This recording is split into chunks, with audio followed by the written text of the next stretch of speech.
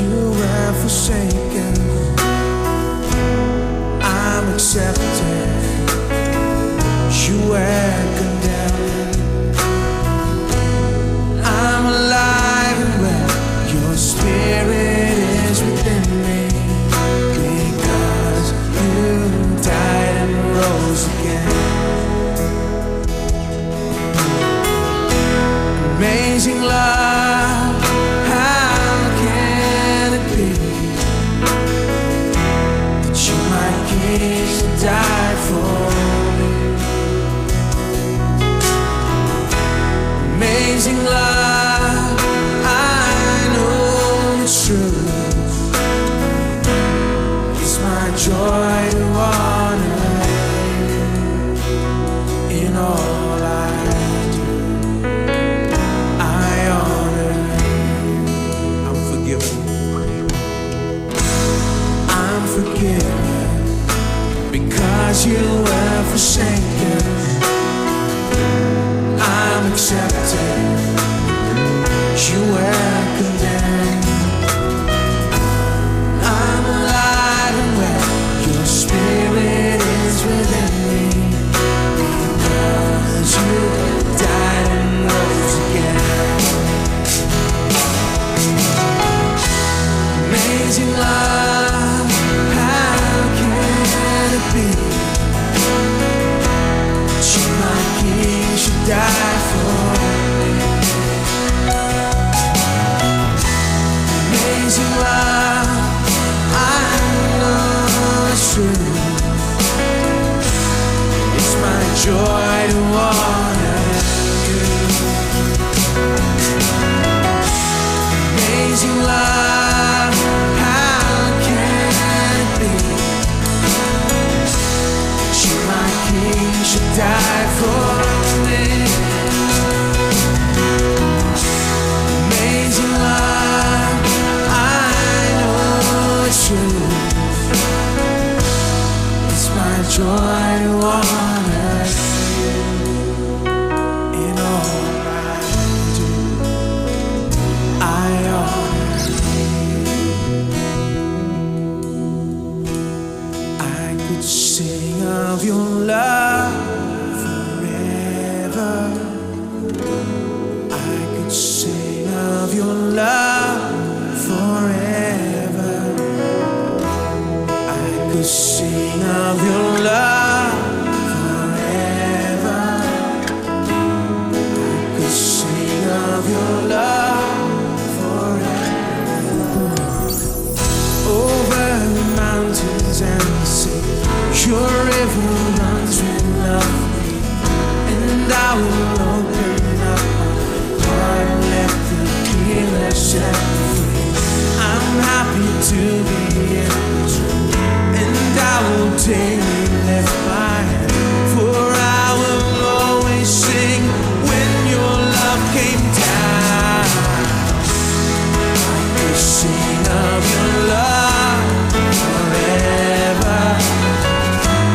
I could sing of your love forever. I could sing of your love forever. I could sing of your love. Sing of his love. I could sing of your love forever. I could sing of your love forever. I could sing of your love forever. I could sing of your love forever.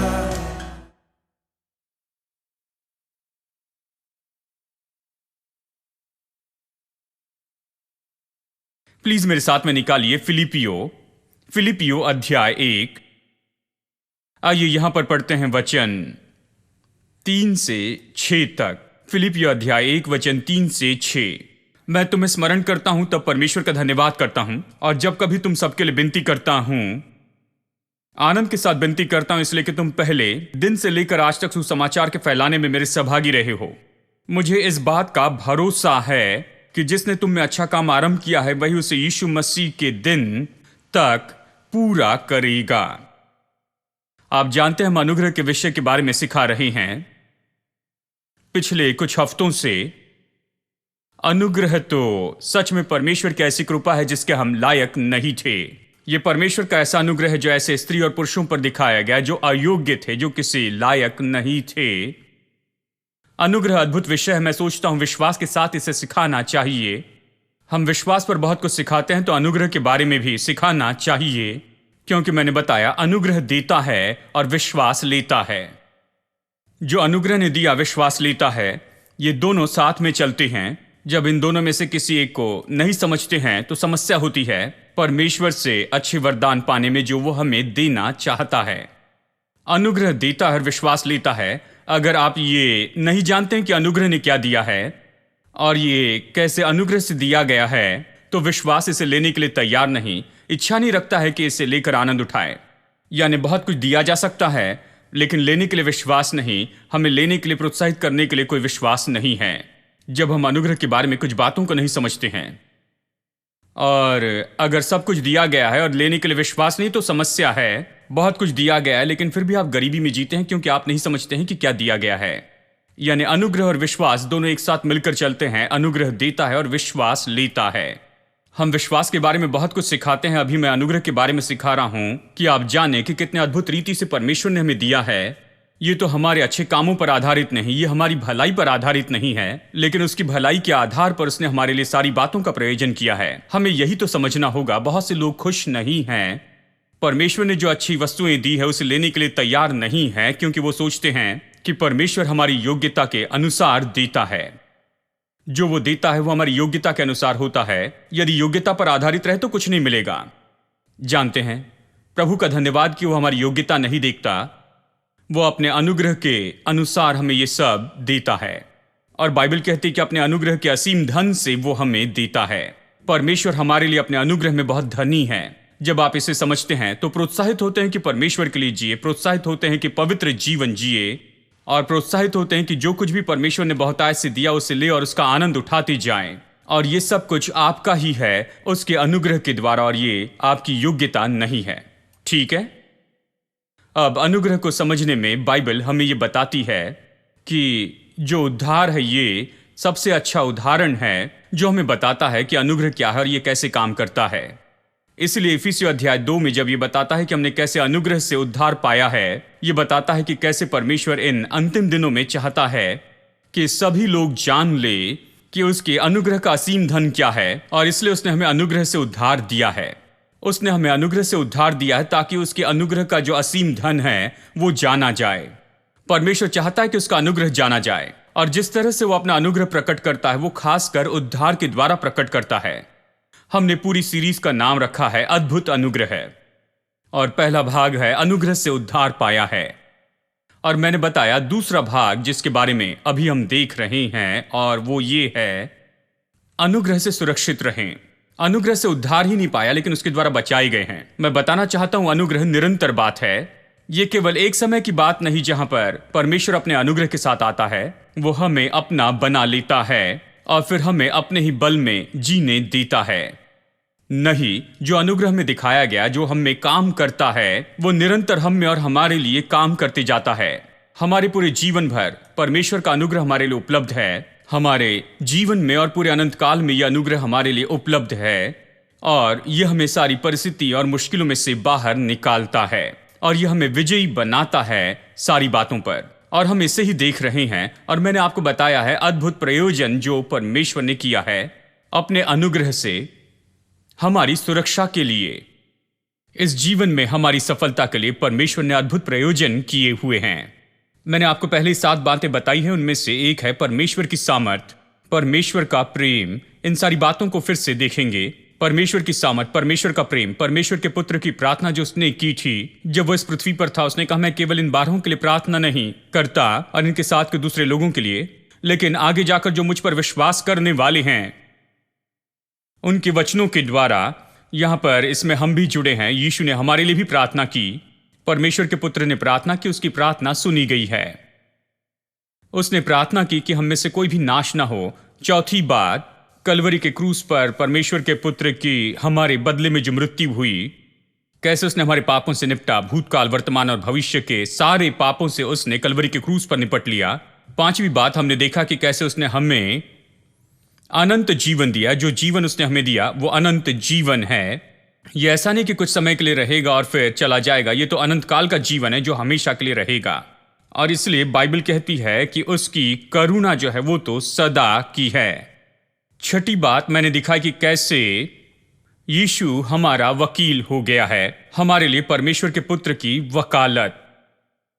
हम उसके 3.5 साल की सेवकाई के बारे में बहुत कुछ कहते हैं जो यीशु ने पृथ्वी पर की है। अभी जो कर रहा है उसके बारे में ज्यादा नहीं कहते। पिछले 2000 साल से वो परमेश्वर की उपस्थिति में हमारा वकील है। हमें वकील क्यों चाहिए? शैतान दिन रात परमेश्वर की उपस्थिति में हम पर दोष लगाता है। बाइबल कहती है इसलिए हमें वकील चाहिए कि उसके दोषों पर विजयी हो जाएं। साथ ही हम कई बार गलती करते हैं, कई बार पाप करते हैं, तो हमें वकील चाहिए। वकील क्या करता है? वो उस लहू को ले जाता है जो पहले से बहाया गया 2000 साल पहले। नैतिक रूप में वो जाता है। वो लहू तो काफी है आज भी हमारे पापों के लिए। यह हमें धोता है, शुद्ध करता है, हमें बिल्कुल सही बनाता है। अभी इस समय वो लहू को लेकर जाता है, अभी इस समय नैतिक रूप में जाता और स्थापित करता है ये सच्चाई कि हमारे लिए प्रयोजन किया गया है, यहां तक कि हर एक पाप में, हर एक दोष पर विजयी होते जाएं। यीशु का लहू तो पर्याप्त है। यानी आज के दिन मैं आपको ये बताना चाहता हूं और 3 बातें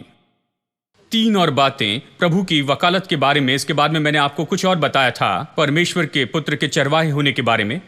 जो हमारा छुड़ाने वाला है वो अभी हमारा चरवाहा हो गया है। 2000 साल पहले कलवरी के क्रूस पर वो छुटकारा देने वाला हुआ, लेकिन आज वो हमारा चरवाहा है। यही हमने पिछले हफ्ते देखा था। 2000 साल से वो नियुक्त है कि हमारा चरवाहा हो, कि हमारी देखभाल करे, कि हमारी रक्षा करे, हमारे लिए प्रयोजन करे। भजनकार कहता है यहोवा मेरा चरवाहा है, मुझे कोई घटी न होगी। बताया कैसे एक प्रचारक ने ये कहा कि अपने तरीके से उन्होंने कहा यहोवा मेरा चरवाहा है और मैं अपने जीवन में एक दिन भी गरीबी में नहीं रहूंगा।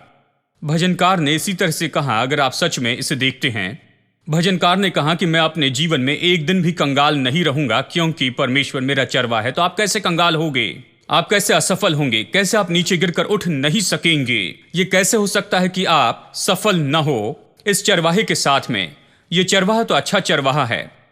भेड़ अच्छी दिखती हैं जब उसके चारागाह में होती हैं। वो अच्छे और मोटे होते हैं। आप जो मोटापा सोच रहे हैं वैसा नहीं, लेकिन अच्छे हैं, उनकी अच्छी देखभाल हुई है, वो खुश हैं। यानी हम लोग तो उसकी चारागाह की भेड़ें हैं, ठीक है। और 8वीं बात देखिए, 8वीं, 9वीं, 10वीं बात पवित्र आत्मा के बारे में है। 3 बातें जो पवित्र आत्मा करता है। देखिए, एक महान प्रयोजन है जो परमेश्वर ने हमें वर्तमान के जीवन के लिए दिया है, वो है उसने पवित्र आत्मा दिया है।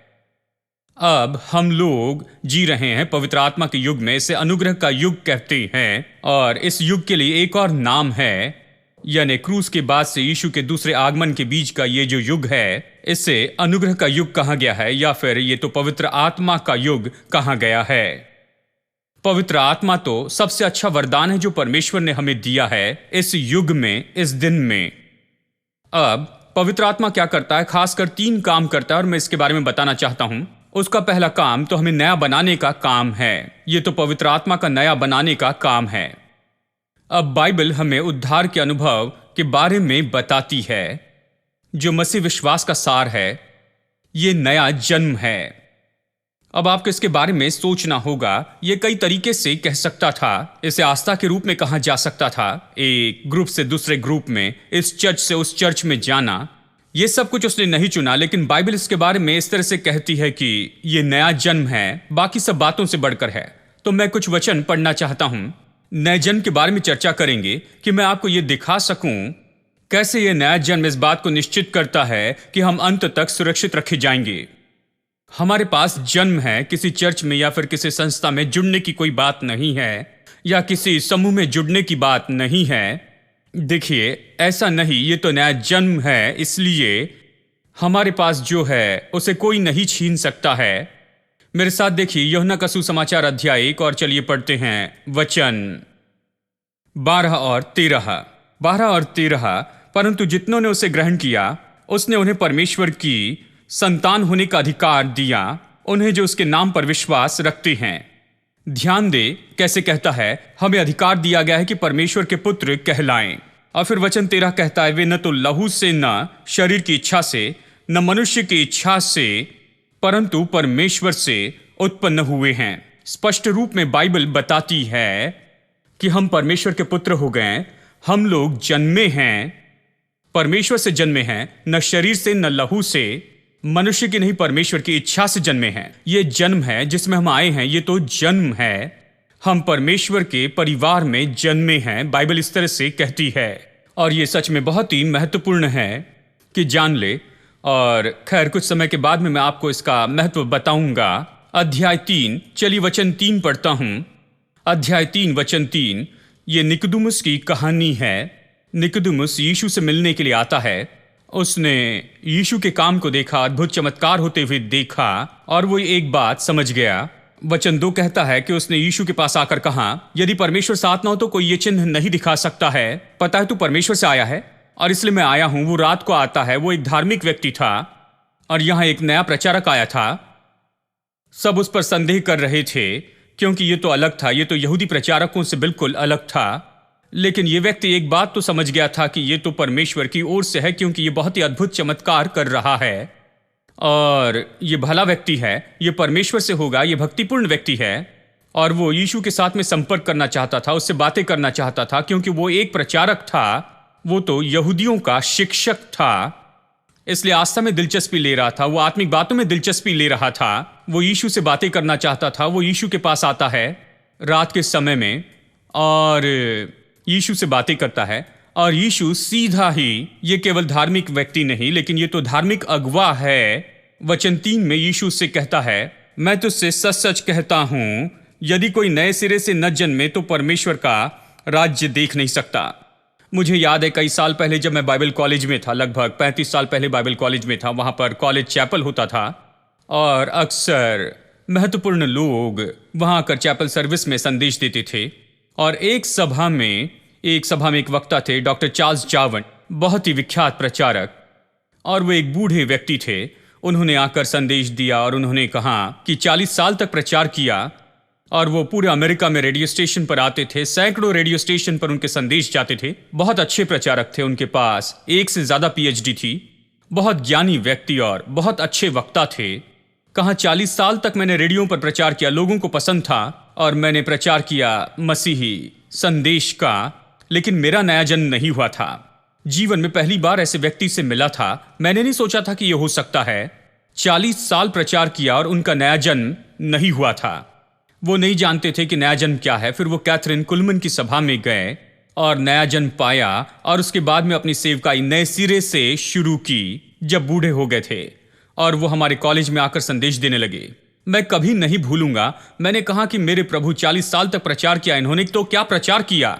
तो विद्यार्थियों ने पूछा क्या प्रचार किया? तो उन्होंने कहा मैंने बहुत सी नैतिक बातों का प्रचार किया, अच्छी चीजें, अच्छी अच्छी कहानियां बताई, अच्छे कहानी बताने वाले थे, मनोरंजन करने वाले थे, जोक्स बताते थे और ये सब, और लोग उनकी सुनते थे। लेकिन नया जन्म के बारे में कुछ भी नहीं, वो नया जन्म के बारे में कुछ नहीं समझते थे, वो उसे जानते ही नहीं थे। और आखिर में कैथरीन कुलमन की सभा में गए और वहां उन्होंने प्रभु को प्रत्युत्तर दिया और उनका पूरा जीवन बदल गया। यानी निकोदेमुस मानो डॉक्टर चार्ल्स जार्मन के जैसे होगा। वो एक प्रचारक था, कई साल से प्रचार कर रहा था। ऐसे दिखाई देता है कि एक वयस्क व्यक्ति था और वो वहां पर आता है, यीशु से बातें करता है, ऐसे दिखाई देता है। पुराने नियम से सब प्रचार किया है। यहूदी प्रचारक, मैं जानता हूं कि वो तो बहुत ही बुद्धिमान थे, अपने काम में बहुत ही अच्छे थे, वो तो बाइबल को अच्छे से जानते थे, पुराना नियम पूरी तरह से उन्हें याद था और वो तो किसी भी वचन के भाग से बता सकते थे। वो बहुत ही अच्छे तरीके से उसे समझाकर उदाहरण के साथ में बताते थे। और मैं जानता हूं कि निकोदेमुस भी ऐसा ही होगा। मैं सोचता हूं अच्छा प्रचारक होगा, लेकिन वो नहीं जानता था कि नया जन्म पाने का मतलब क्या है। उसने इसके बारे में नहीं सुना, इसका कभी प्रचार नहीं किया। वो प्रचारक था लेकिन नहीं समझ पा रहे थे कि ये सब क्या है। और उसने यीशु से कहा, वचन 4 कहता है कि निकोदेमुस ने यीशु से कहा, मनुष्य जब बूढ़ा हो गया तो कैसे जन्म ले सकता है? मुझे लगता है कि वो बूढ़ा होगा। तुम कहते हो नया जन्म पाओ, यदि नया जन्म नहीं पाऊं तो परमेश्वर के राज्य को नहीं देख पाऊंगा। कल्पना कर सकते किसी से ये कह रहा है? कि तुम परमेश्वर के राज्य को नहीं देखोगे यदि नया जन्म नहीं पाया। तो ये व्यक्ति कहता है, मैं तो एक पास्टर हूं, मैं एक प्रचारक हूं, जानते हैं। और यीशु उससे कहता, अगर तुमने नया जन्म नहीं पाया तो परमेश्वर के राज्य को नहीं जान पाओगे। मैं आपसे कह सकता हूं, आप शायद प्रचारक हो, अच्छे धार्मिक व्यक्ति हो, चौथे, पांचवी, सातवीं पीढ़ी के विश्वासी हो, लेकिन जब तक कि आप नया जन्म न पाए, आप परमेश्वर के राज्य में प्रवेश नहीं कर पाएंगे। ये परमेश्वर की सच्चाई है। यीशु ने यही कहा। इससे वो हिल गया, बुरी तरह से हिल गया, और उसने कहा, मैं कैसे नया जन्म पा सकता हूं? यानी कोई बूढ़ा हो गया तो वो कैसे नया जन्म ले सकता है? क्या वो अपने माता के गर्भ में फिर से प्रवेश करके जन्म ले सकता है? बहुत ही वास्तविक सवाल है। ये व्यक्ति बिल्कुल नहीं समझ रहा था, नया जन्म के एबीसी को नहीं समझ रहा था, और वो एक प्रचारक था। ये कैसे हो सकता, उसने कहा। यीशु ने उससे उत्तर दिया, मैं तुझसे सच सच कहता हूं। यीशु बार बार इन शब्दों का उपयोग करता है, मैं तुमसे सच सच, मतलब ये मुख्य सच्चाई है, तुम गौर से सुनो। मैं तुझसे सच सच कहता हूं कि जब तक कोई मनुष्य जल और आत्मा से मैं तुझसे सच सच कहता हूं कि जब तक कोई मनुष्य जल और आत्मा से न जन्मे तो वो परमेश्वर के राज्य में प्रवेश नहीं कर सकता। देखिए, पानी, ये तो जल का उपयोग यहां पर नए नियम में किया गया है। ये ऐसा है जो हमें धोता है और शुद्ध करता है। यीशु ने कहा, मेरे कहे हुए शब्दों से तुम शुद्ध हो चुके हो। जैसे जल शुद्ध करता है, वचन शुद्ध करता है। ये शुद्ध करने वाले जैसा है। तो यीशु कहता है, जब तक तुम जल से न जन्मो, मतलब वो कहता है कि जब तक कि वचन तुम न सुन लो और वचन तुम्हारे अंदर शुद्धिकरण का काम न कर ले, और फिर परमेश्वर का आत्मा आता है और वो उपयोग करता है, आपको शुद्ध करता है और आपको बिल्कुल नया व्यक्ति बना देता है। यानी जब तक कि ये दो बातें एक साथ ना हो, यानी परमेश्वर का वचन और परमेश्वर की आत्मा एक साथ मिलकर काम कर आपके अंदर बिल्कुल नया जन्म लेकर ना आए, और जब तक इस तरह से नया बनाया गया ना हो, तुम परमेश्वर के राज्य को नहीं देख सकते हो। जब तक कि तुम जल और आत्मा से न जन्म लो, तुम परमेश्वर के राज्य में प्रवेश नहीं कर पाओगे। और फिर वचन 6 में कहता है, जो शरीर से जन्मा है वो शरीर है, और जो आत्मा से जन्मा है वो आत्मा है। उसका मतलब है, मैं शरीर के जन्म के बारे में नहीं कहता हूं, तुम शरीर के जन्म के बारे में कहते हो। मुझसे कहते हो, कैसे कोई बूढ़ा अपने माँ के गर्भ में जाकर फिर से जन्म ले सकता है? जो शरीर से जन्मा है वो शरीर है, ये शारीरिक जन्म है। ये तो जन्म है शारीरिक रूप में। मैं आत्मिक जन्म के बारे में कह रहा हूं, जो कि आत्मा से जन्मा है वो आत्मा है, ऐसे यीशु ने कहा। यानी ऐसे कुछ बात है जिसे आत्मिक जन्म कहते हैं, आत्मिक रूप में फिर से जन्म लेना। कितने लोग जानते हैं कि ये सब क्या है? आत्मिक रीति से नया जन्म पाना। हमारे साथ में यही हुआ है।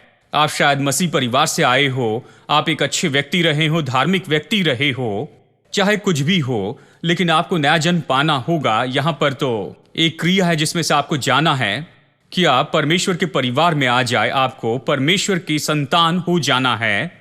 जो भी उस पर विश्वास करता है उसे परमेश्वर की संतान होने की सामर्थ दी गई है कि वो उसके पुत्र हो जाएं। कैसे आप परमेश्वर के परिवार में उसके पुत्र हो जाते हैं? ऐसे जन्म के द्वारा। इस जन्म से आप परमेश्वर के परिवार में जन्म लेते हैं।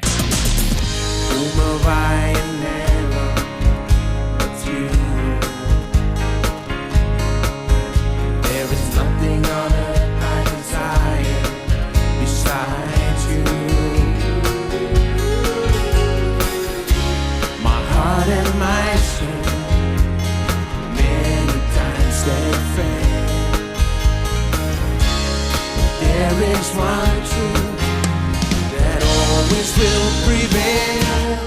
God is the strength of my heart. God is the strength of my heart. God is the strength of my heart and my portion forever. God is the strength of my heart. God is the strength of my heart. God is the strength of my heart and my portion forever, forever.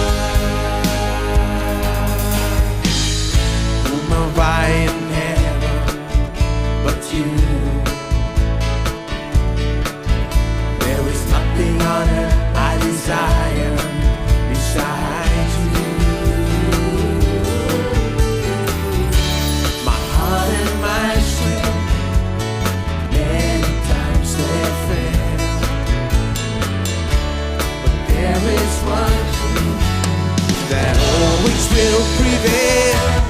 God is the strength of my heart. God is the strength of my heart. God is the strength of my heart and my portion forever.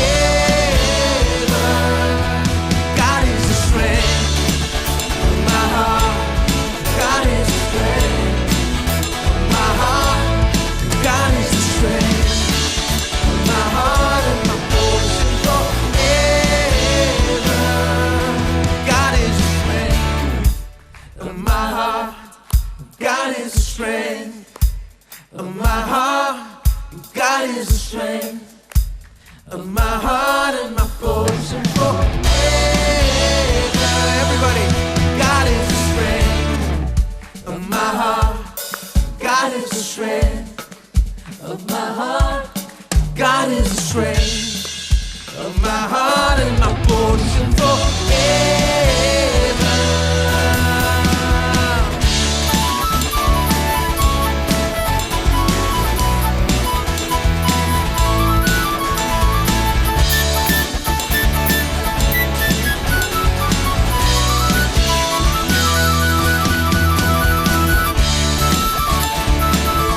Just continue praising God.